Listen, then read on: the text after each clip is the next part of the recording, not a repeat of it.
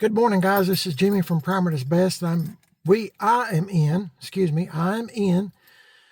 this 2008 Lincoln MKZ. I haven't started it in months. Let's give it a crank. I do keep a battery charger on it. It's not that I don't want to drive it. It's just this car is black and it's really hard to keep clean. And pollen is starting to kind of die down finally. So my wife and I are maybe gonna go to a few yard sales. Thought I'd bring y'all along with us.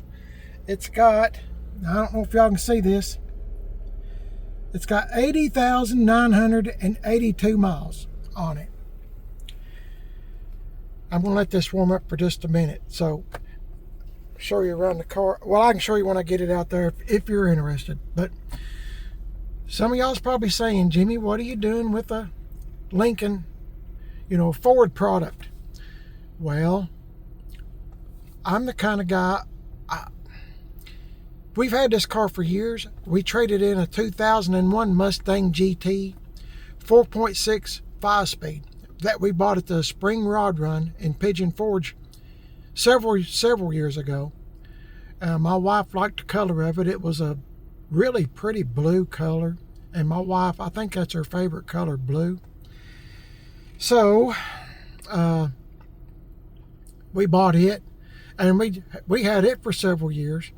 But as I've said before, we were getting ready to retire, working our ways toward that, and a 5-speed with my knees and my wife's knees are starting to kind of act up now. So, we decided we better get an automatic. So I went to one of my friends that has a car dealership, and this Lincoln MKZ was there. But I wasn't planning on buying a Lincoln MKZ. I went to go look at it was a Chevrolet or a Toyota. I can't remember what it was. But after we got there, we realized that was just way out of our price range. So this car here was there. And my wife and I drove it, liked it, and we wound up buying it. It was something we could afford. And like I said, fixing to retire, I was wanting to get something that, that was paid for. I don't want any bills, because I got to tell you, the day I walked out of my workplace from, going to retire, that was pretty scary. I mean, I'd never been without a job my entire life. Let's move it up a little bit. I've checked the fluids and all that stuff while y'all weren't looking. Try to get it out of here without hitting anything. There we go. Now it's dusty because I opened up the garage doors, and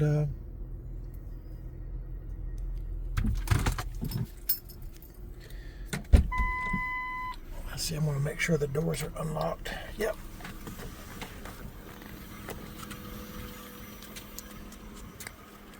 Okay, here's the inside of the car. I try to take care of everything the best that I can. But it's got leather seats. I'm going to tell you this story again, just in case you haven't heard it or are new to the channel. I put lotion on my arms because I got a little sunburnt the other day. Here's the back seat. Excuse the dust, as I said. It's pollen. It gets in everything. But it's a really good car. My wife and I like it. And as I've said before, I've thought about getting rid of it and getting something else. But my wife likes this car. So if my wife likes it, I guess we're good, huh?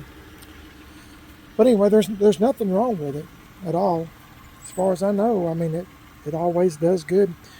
We was going to drive this to Florida, remember last year when if you're a subscriber to my channel, Primer is Best, I don't mean to repeat myself, but I asked y'all, and I asked Tim Dixon, and I asked GM 1038 Brian.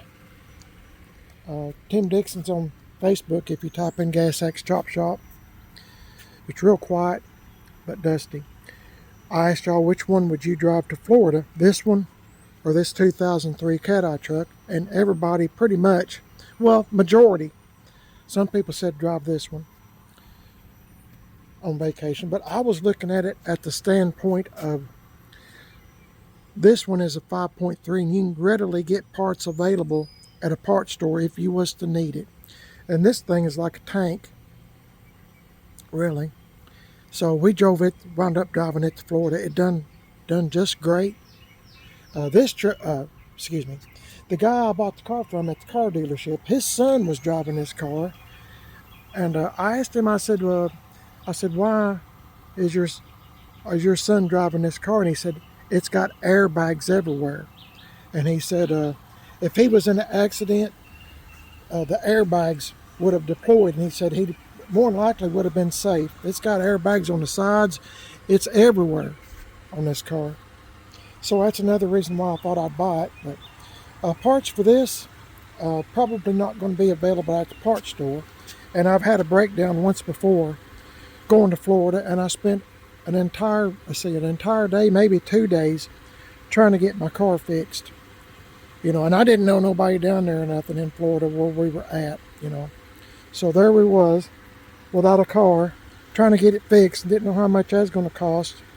So anyway, so I was trying to get something that you can actually get something at the parts store, and this one I thought fit the bill, and everybody else did too. Tim and Brian both said drive this. So anyway, this is it, and it's a good car, and I'm going to kind of clean it up. My wife's going to be ready to go here in a few minutes. We had one more power outage here at the house. I don't know why, but we heard something pop, transformer, and our power goes out here all the time. So they just got the power back up, so I'm going to maybe dust this thing off a little bit. It looks horrible, and drive it around some and go to some yard sales. So hang on, guys, I'll get back with you. Okay, folks, we've been yard selling. We've been to this one. This one had a dog that was barking, and I didn't want to take a chance, so not really sure. People kind of part crazy. So we're down here in the Lincoln with the flashers on. My wife let me have 2 belts so she can use them on me later. Stop. See how they work. No. So we're going to go to some more, and hang on to the end of the video, and we'll show you what all we do buy and how much we get for it, okay? Going to jump in this car and go on to the next one. Hang in there, guys. Okay, guys, we made it back home in the Lincoln 2008. Done great. That's a good car. This is all we got today. I mean, it's like fishing. Some days are good, some days are bad, or not as good. But I got these 2 belts, and lady wanted $2 a piece for them. But I said, would you do 2 for $3? I said, I'm married and I don't have any money. I haven't had any money. And I said, my wife's probably going to use them on me anyway. So she started laughing and said, yeah. So I got a brown one and a black one. And whoever wore these are basically the same size waistband as I am. I've been using this one. I'm going to try to get down to this one. I think that'd be the best. But anyway, yeah, I got 2 belts. One to, for church. I always try to keep spare belts in case one of them breaks.